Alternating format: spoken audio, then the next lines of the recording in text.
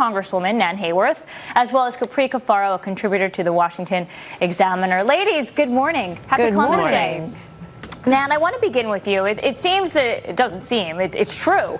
The GOP is all fired up now that Brett Kavanaugh is Justice Kavanaugh. Do you think the enthusiasm lasts in this news cycle? Well, Lauren, I certainly hope it does. I think it should, because the great economic news means wonderful things for every American across the country, every district, every state.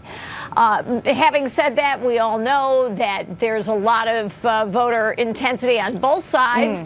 And indeed, the intensity among Republicans has now caught up, rightly, with the intensity of the Democrats, because people saw how utterly disgraceful the conduct of Senate Democrats was regarding the Kavanaugh hearing. And I hope folks will bear that in mind, because these tactics were endorsed by an awful lot of folks in their party. So, you know, this is something that we really have to know for the midterms. You know, we want folks who are going to embrace due process and prosperity for everyone. We're starting to see the messages form more clearly from both sides. And Capri, my question to you is, we did see this with the Kavanaugh confirmation chaos, that the Democrats are all about resist and disrupt, and the Republicans are now focusing on results. A, we got them in, but B, just look at the economy. It's booming. What would you say to that about the message of just resisting coming from the left?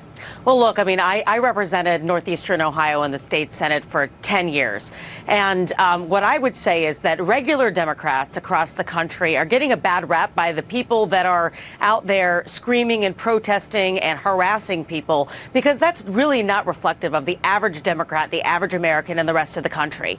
And so I think Democrats need to be careful about how they approach this, because if we do focus more on just resisting and screaming, rather than why we differentiate ourselves from Republicans from a policy perspective, we do risk, losing. So what we're seeing is, I think it's going to vary in regards to district, to state, to candidate, in regards to how this Kavanaugh situation is going to play out for Democrats. Right. So it may have traction in New York. It may not have traction in a place like Ohio. Gotcha. And Nan, do you think this increases, in your opinion, Republicans' chances of keeping the Senate? And I ask that because in North Dakota, state that Trump won, Heidi Heitkamp, the Democratic senator, she voted against Kavanaugh, and then she came out with a message, an ad explaining why. But we're also learning that the RNC has canceled advertising in North Dakota because they're pretty confident about her opponent in that state. Nan? And I think, Capri makes excellent points about rank and file Democrats across the country. It's going to be very interesting to see how all this plays out, because there has been a lot of extreme behavior. But yes,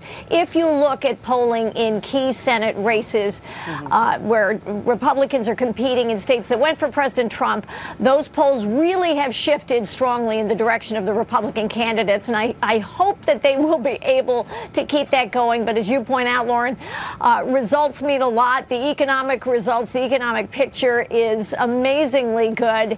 That is not the case. That was not the case when we had the 2010 wave election, in which I went to the House of Representatives as a Republican.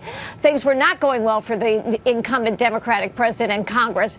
This time they really are going well, and I think that will make a difference. People say they care about the Supreme Court, but as far as I'm concerned, I always thought that was more of a Republican issue. Capri, do you think that's still the case in the Me Too movement? No, the Supreme Court has always been an issue for Democrats as well. I mean, frankly, I held my nose and voted for Hillary Clinton because I care about the balance of the Supreme Court. And I think that this is a real big issue. And it may drive Democrats out because they are concerned. However, frankly, the real issue here is that we lost in 2016.